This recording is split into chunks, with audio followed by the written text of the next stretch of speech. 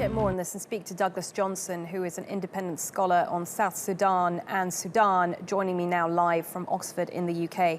Many thanks for joining us, Douglas. I believe you could listen to that. You were hearing that clip there from the presidential spokesman, Anthony Ateni, clearly pointing the finger at Riek Machar, saying his forces are behind this latest round of fighting. What is your understanding of what is going on there? Well, quite clearly, neither leader is in full control of their forces. I think the evidence that has been coming out shows that Tenwek's declaration that Machar started the fighting is incorrect. It is possible that the fighting was sparked by an incident that then escalated, but it does look as if there has been a more planned and concentrated reaction from the SPLA against the SPLA-IO during the last few days. And even though the president asked for calm and told his soldiers to go back, they haven't done so until just yesterday and today. So it's questionable that either president or first vice president really do control their soldiers. And so what is the significance of that? Because we're just weeks away from that peace deal being declared.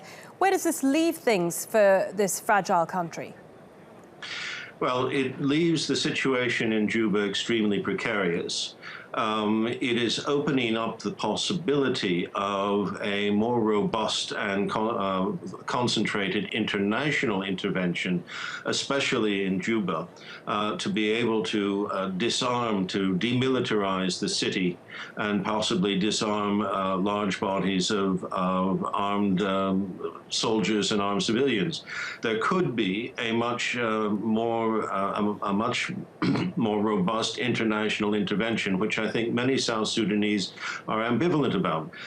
They're tired of their leaders being unable to control things. At the same time, they're worried about foreign interference and intervention.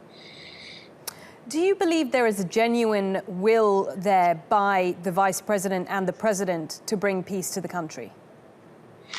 I think there is a genuine will. Certainly the vice president needs the peace to be brought to the country. I think that the president probably also wishes to have peace brought to the country. But the political will is what is lacking within both movements.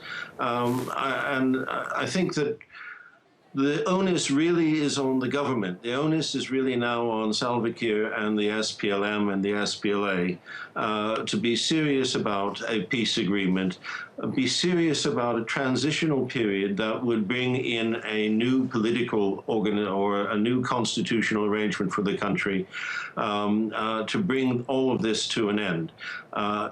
It's really now in the hands of the government of the SPLM and the SPLA to be able to establish some sort of working relationship or working deal with the different opposition leaders and the different opposition groups. They probably don't have a great deal of incentive to do that because they see themselves as being in control and being more powerful than the opposition. But nothing will happen in South Sudan until there is a serious attempt to make peace between all political factions. Okay, Douglas, many thanks for that. Douglas Johnson there, an independent scholar on South Sudan and Sudan.